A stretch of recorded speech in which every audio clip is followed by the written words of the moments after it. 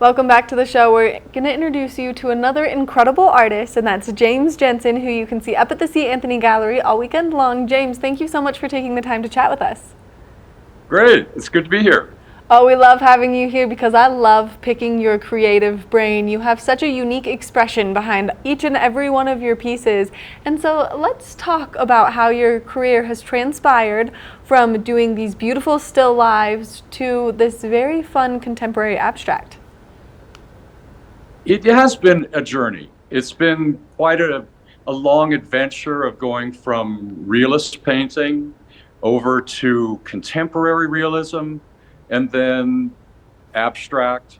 And now these wonderful, complicated, you can kind of see it behind me, where they have a lot of graphic quality and vibrant color, a lot of movement. So they're really exciting. A lot of movement. And what transpired as your career transpired to push you away from that traditional style and more into this contemporary abstract style? I think I was restless. As an artist, it's kind of easy to stick in one area, but then you're curious about working in a different way. And so you want to trust your skills and everything you've done up to a point and then take a leap and see if it works. That's a daring, adventurous part of being an artist. And your work has definitely worked for you. Now, you have talked about this movement that you have in your new pieces, and there's definitely this ribbon-like form that you kind of see throughout a lot of the collections that you're doing right now. And so let's talk about what inspired this ribbon. It's it's a play on graphics and geometry, and then some little tricks up the sleeve of hiding dimension and depth. But even though they're very strong, they're uplifting. They're playful, and they make you scratch your head a minute and just wonder what's going on in the painting. And there's a lot going on. So you have to, as an artist, we have to trust our sense of editing and storytelling. But they do have a real set of kind of whimsical roller coaster ride. And your work is so unique because there are so many different layers to it. So you have your paint, and then you have your gold and silver leaf, and then you have your resin. And so when you're creating a painting, how long does it take you from start to finish? Some parts are very quick, and you can just see by the way the paint is laid down that there's an excitement with the paint and the way it's applied. Sometimes when you work quickly, it's exciting. But having said that, I layer a lot of paint, and that takes a long time. Everything has to dry. You're really aware of the different layers. So the answer is some parts are very quick, and then you let it evolve at the pace that it needs to. Which I think is so important, and I think that makes your pieces so unique because as you're diving into them, you can find these perfect little color moments that you can resonate with so deeply, and then you can step back and see all of the colors that bring this piece to life and all of that movement and all of the emotion that these colors really evoke. So now as you're picking your colors to create these pieces, what's kind of going through your head? I'm not afraid of color. Color is a big impact, not just for me, but for the viewer. People react emotionally to color. So I have a strong use of color and materials. So what's hard for me to do is to tone it down because I love vibrant, strong color. And sometimes my wrestling match is to have some areas that are calm and some parts that have some repose. So the strong areas can really have impact. Which I think is one of those things that people don't necessarily fully understand when they're looking at abstract art, on the intention behind what you've created and how perfectly you've kind of cultivated these colors to be together to evoke that emotion. Now, we've previously spoken where we've had a great interview and we talked about the color red, and I think that you have such a strong stance on the color red. So I would love to reshare that opinion and that view with our viewers.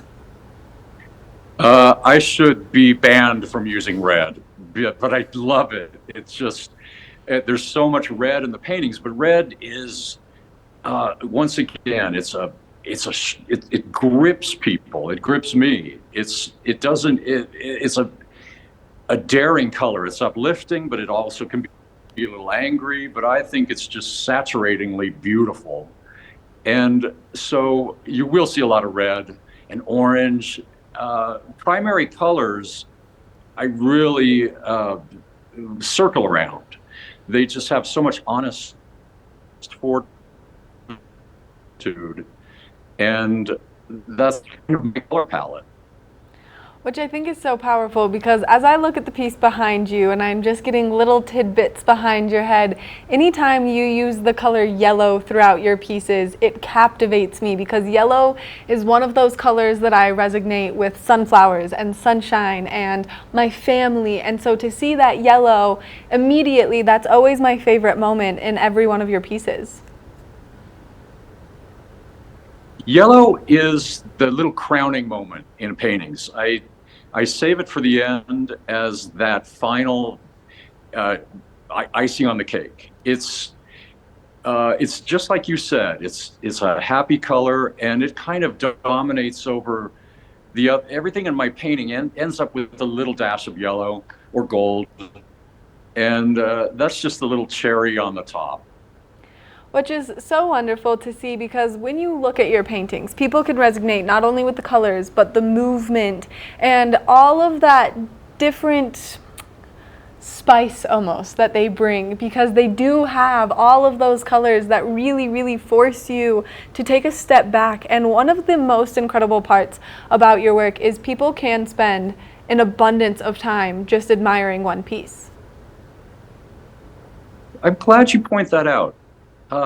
Even though they look very impactful at the beginning, when you first see them up close, there's a lot of delicate areas, a lot of little places to linger. So they're not just a one-note strong painting. They have a beautiful story, and it does ask you to maybe not try to figure it out, because they're complicated, but there's areas that are just joyful and mysterious. And I love that. I love the mystery behind each and every one of your paintings. You have a great painting that you're showing at C. Anthony Gallery right now titled Riddle. And it is a spectacular piece for people to come and enjoy and really spend some time with each element that they see in it, from the dripping paint to that center where you kind of see that little globe figure that's in there that really makes you kind of evoke that curiosity in your brain. I couldn't say it better. That's very well observed. I want people to be compelled to look at the painting. Once again, it may not be a story that's answered. There's so much going on. It's almost like a snapshot into something moving beautifully and strongly and just frozen. And you get to look at all of this commotion in one frozen moment. And as people are looking at your paintings and they're kind of absorbing all of these delicate moments to all of these very loud and upfront moments, what is something that you hope everyone kind of takes away from them? Contemporary art, modern art, abstract art sometimes is always holding hands with kind of maybe a dark, urban, a kind of forceful message. Mine, even though they are strong, they're very uplifting. I think there's a happiness with the paintings, and the joyful part should linger. I think people are uplifted by the paintings.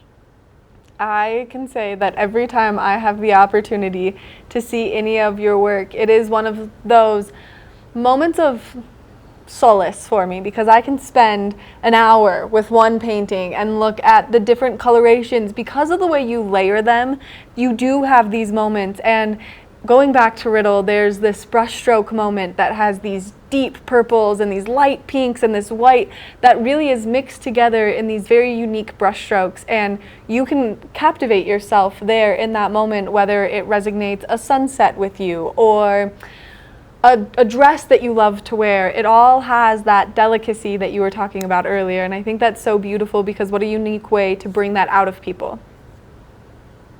Well, that's wonderfully observed. I could only hope that more people have that response. That's beautifully worded, Maddie. Thank you. Of course, and thank you for taking the time to chat with me, giving us all this great information. Now, if you have inspired a young artist somewhere to maybe dabble in the world of contemporary abstract, what is one piece of advice you would give them? I would say trust that voice deep down that got you started in the first place. It's easy to be impacted by others, but a young artist, there's a calling, there's a voice. You got to keep a hold of that and see it through and enjoy the whole art world, but stay true to that voice that's guiding you always. And do you think that a young James Jensen would be amazed at the progress he's made with his art and how it's transpired over the years? Well, I didn't see all this coming, and the adventure and the journey is soulful. Artists have to be a little selfish in this adventure. It starts with our core, and so it's a wild ride. I'll say that. It is a wild ride, and to see the progression of your artwork is always so fascinating because there's a great quote that you have to learn all the rules before you can break them, and I feel like your art shows just that. Again, very nice choice of wording. Thank you. Of course, of course. James, thank you so much for taking the time to chat with us and giving us all this great information. People can come up to Beaver Creek and see you over the course of the weekend. Absolutely. See you soon. Make sure that you make your way up to See Anthony Gallery this weekend because there's going to be so many incredible artists for you to meet, to learn about, and the See Anthony Gallery is one of the biggest representations of art in our community, and so it's a great place to go and explore and really enjoy some time with some incredible artists just like James Jensen. We're going to take a short break, and when we come back, we've got more of the show, so stay tuned.